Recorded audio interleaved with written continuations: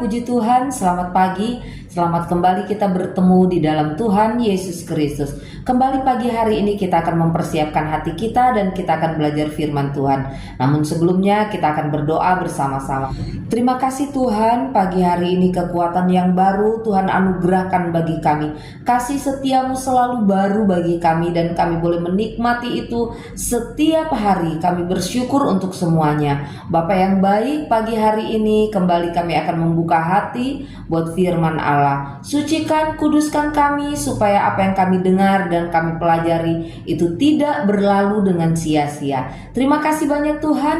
Ampuni setiap salah dan dosa kami di dalam nama Tuhan Yesus Kristus. Kami sudah berdoa dan mengucap syukur. Haleluya. Amin. Puji Tuhan. Hari ini kita akan sama-sama belajar satu renungan firman Tuhan dengan judul Yesus yang hidup. Dan kita akan membaca di dalam Kisah Para Rasul 1 ayatnya yang ketiga. Firman Allah berkata demikian. Kepada mereka ia menunjukkan dirinya setelah penderitaannya dan dengan banyak tanda ia membuktikan bahwa ia hidup. Sebab selama 40 hari ia berulang-ulang menampakkan diri dan berbicara kepada mereka tentang kerajaan Allah. Amin. Bapak Ibu yang dikasihi Tuhan Yesus Kristus, kematian Yesus di kayu salib itu tentunya sangat mengguncang hati para murid. Murid-muridnya sangat terpukul.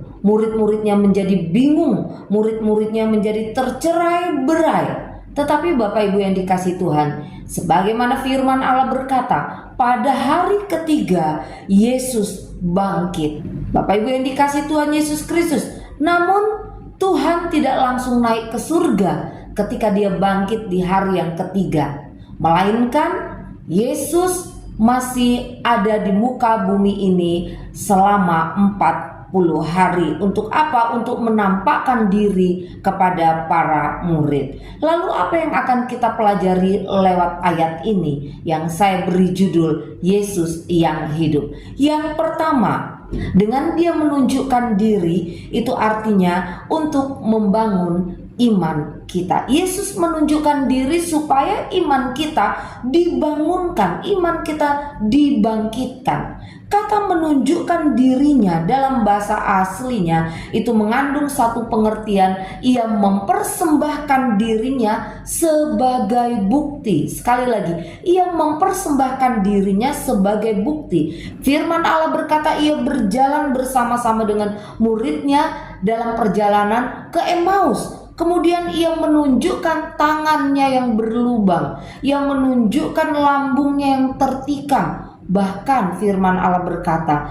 Yesus bersama-sama dengan murid-muridnya memasak ikan. Bapak Ibu yang dikasihi Tuhan Yesus Kristus, Yesus kita bukan Tuhan yang jauh, tetapi dia Allah yang hadir. Dia Tuhan yang mau mendekat. Dia Tuhan yang mau menunjukkan dirinya melalui firman, melalui doa, melalui persekutuan. Jika kita jujur, kadang kita ragu, ya. Kadang kita ragu, tetapi Tuhan itu sabar dengan saya dan saudara. Ia terus menunjukkan dirinya agar kita mengenal dia dengan sungguh-sungguh dan iman kita dibangkitkan, iman kita dibangunkan. Yesus yang hidup itu mengajarkan kepada saya dan saudara, menunjukkan bahwa iman kita dibangkitkan lewat dia menampakkan diri. Yang kedua kita belajar, ia membuktikan bahwa ia hidup. Ini adalah dasar dari iman Kristen.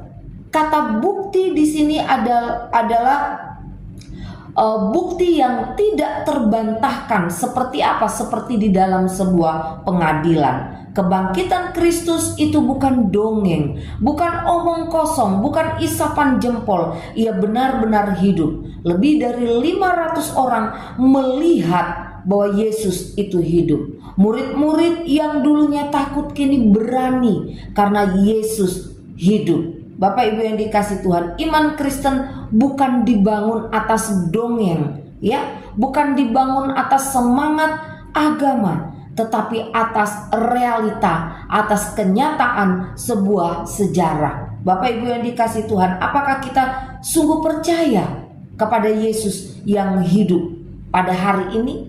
Apakah kita sungguh-sungguh percaya bahwa Yesus yang kita sembah itu adalah Allah yang hidup? Iman kepada Kristus yang bangkit itu seharusnya mengubah cara pandang saya dan saudara. Puji Tuhan. Dan yang terakhir, Yesus yang hidup.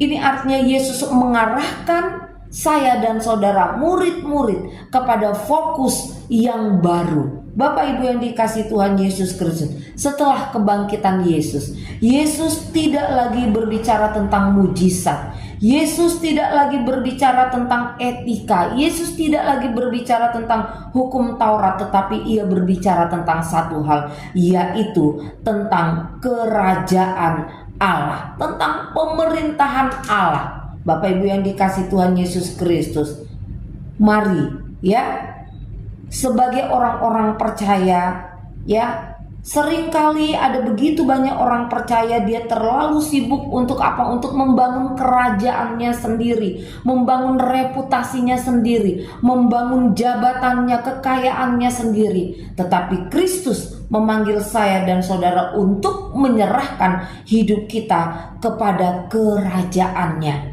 Ya, ketika Yesus memerintah, ya, di sana akan ada damai, akan ada kebenaran, akan ada sukacita. Yesus yang hidup memberikan fokus yang baru bagi saya dan saudara, mengarahkan hati kita kepada kerajaan Allah. Supaya apa? Supaya hidup kita memiliki tujuan yang kekal. Amin. Sama-sama kita berdoa.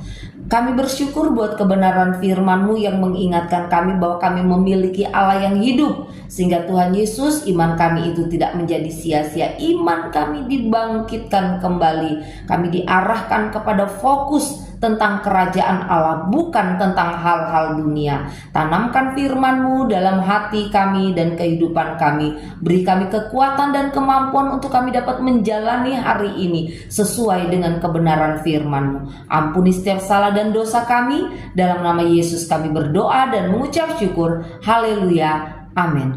Puji Tuhan, selamat pagi dan Tuhan memberkati kita semua.